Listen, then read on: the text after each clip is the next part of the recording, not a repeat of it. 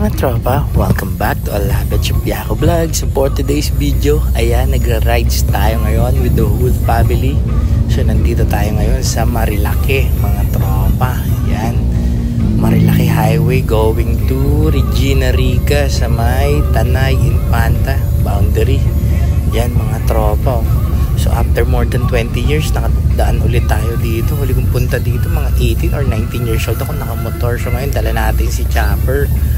So pupunta tayo ngayon, marami tayong pupuntahan. Una muna, dan tayong simbahan sa Regina Rica, and then sa Pililla Wind Farm, and then sa kilometer 90 or Little Baguio mga tropa. So ayan, dumating na tayo sa Regina Rica.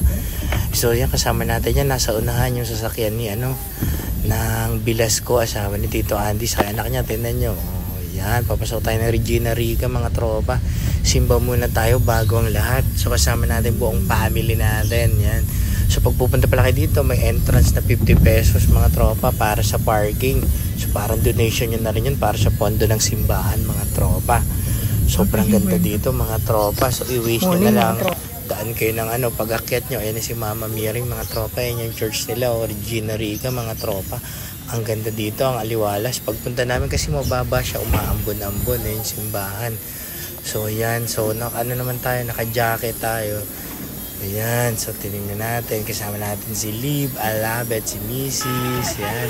Tapos syempre yung anak ko hindi magpapahuli yan, si Ate LJ. Naglagay pa siya, may wishing well pa dito. So ang dami niya daw wish mga tropa. So ako, ang wish ko lang, naghulog din ako dyan. So sana good health sa family, hindi tayo makaksidente, lagi lang masaya yung pamilya natin, and long life mga tropa.